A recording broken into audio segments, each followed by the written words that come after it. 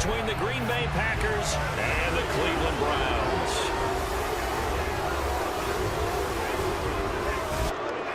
Let's take a look at some of the numbers for these two offenses. And I'm glad you brought up the numbers because sometimes it's hard to quantify a team's performance solely by judging the numbers. But I think with these two teams, what you move around and get yardage with their legs if needed. He's one of the best examples that we see out there right now. He can throw for hundreds of running game, but this crew just announced they're going to try and air it out and make hay downfield. Toward the sideline, and look at that catch. Dragging the toes, and that's going to be a first down. Well done. That one, Kevin Stefanski consulted with his guys above, and they've told him, throw that challenge flag. Did he keep those feet in bounds? That's the question they've got to decide. And pass caught. From the midfield stripe, they'll look to throw. And it's incomplete. They cannot convert, and they turn it over. A surprising move here on the opening drive of the game. And this defense delivers a turnover on downs on the very first drive of the afternoon. Well, trying to be bold on the opening drive of the game, but that effort, it proves futile. From just shy of midfield, Watson. And that is taken in by Njoku. And all the way in. Touchdown, Cleveland. David Njoku, 49 yards. And the Browns get the upper hand as they're on the board first here this afternoon. So remember now, this was all set up by the stop defensively on fourth down. That's what got them this great field position. And then 2 plays later, they're already in the end zone. And they've got some stuff to build on from that last drive because they moved the football, CD, and then they tried to go for it on fourth down, didn't convert, probably left a bitter taste in their mouths. I would say so, and I think that they go out in this series determined for that not to happen again. In fact, they don't even want to get to a fourth down opportunity. They just want to get it into the end zone. Yeah, I think a little bit of determination and a dash of anger. Now a nice throw here before they work it across midfield. Henning's throw finds its target. About 2nd and 10. Now the man from UTEP, this is Aaron Jones. And down inside the 15 again. From the red zone now, they'll look to throw. Tunyon's got it on the out. They're going to run. It's McKinnon. And he'll take this into the end zone for a Green Bay touchdown. Back out and set to go for their next drive. They'll come out throwing here to start the drive. Now the pressure comes and he goes down. It's 2nd and 21. Looking middle, and that's complete. And way up past, but that clock rolling. They'll look to throw here. That's complete to Lazard.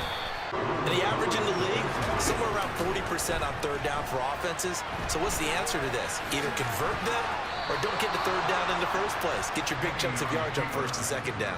A curious decision to go for it, but it pays off with a first. Continue following the conversion on fourth. Here's 1st and 10. To the sideline, and that is a heck of a catch as he was able to get both feet in. Call that a very strong gain of 24. A great job pulling that one in from a guy, as we know, who can really blaze. He's got a lot of speed. And that speed can work for him so many different ways. Sometimes you just, at some point in the game, you probably have to make some contested catches, right? Sometimes you have to go up and beat a defender for the football. He has that. Time to speak of remaining in this first half as the kick's away from the 6. And they'll on the return. The Browns drive about to get started. And with only 9 seconds remaining, well, not much time, we'll see how they play this. Looking deep for Adams. And this is, oh my goodness, he pulled. York able to send this one through, and that will do it for this first half. So thanks to the late field goal, we are all tied up heading to intermission. Game here, what do you think, Charles, the message was at halftime? Well, I think that they probably just looked at things and said, we're fortunate that this is a tie game. No need to panic. No need to change a whole lot. 2nd and 10. Throwing again is Watson. And he can't find a receiver, and he's brought down. Rashawn Gary that time fighting free and getting to the quarterback. Now that was a passer's nightmare. The front door totally shut down by the defense, so he kept going backwards, hoping to find another avenue of escape. It didn't exist.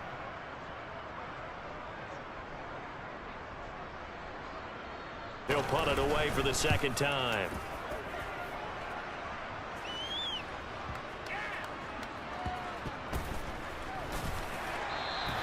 That'll be put in the books as a 53-yard punt. 1st and 10. They'll begin the drive with a run by Dillon. And he'll get it up a little shot. A good gain on 1st. Has him set up with 2nd and just a couple of inches now from the 29. That'll be complete to Dillon. Now they face a 3rd and 10 after back-to-back incompletions.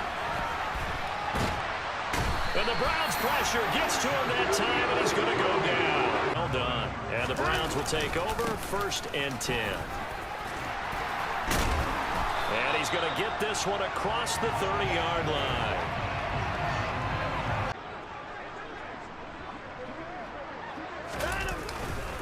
And again, it's Chubb. Dances by him. Room here to run. And he's going to get this all the way down inside the 35. 67 yards rushing for him now, and he's only carried the ball 4 times. Got to give a nod of appreciation to some of those guys up front over on that left side. Several key blocks sprung him. No appreciation for the guys from the backside that didn't allow any leakage and anybody could run him down from the backside. They're at the kids' table. Okay, so front side guys. York able to send this one through. And they have taken the lead here in the final 2 minutes. Big kick right there to give them. And they need at minimum 3 points out of this as they come up 1st and 10. Watson making the catch. And 40, they'll mark him down at the 39. Hooking up on it, unable to successfully find the end zone over the top. And this is 3rd down. He'll look to throw. Got a man, it's Tunyon. Locked in before this series started. Read their scouting reports, got back to reading their keys, and playing with excellent leverage up front. He takes it across for the touchdown, and they've taken the lead late in the final minute of the 4th. Wow, wow.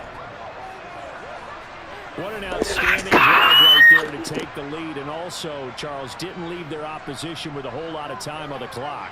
Yeah, I like the way that you're viewing this because they did a tremendous job to put themselves in a position to win, but they can't celebrate just yet.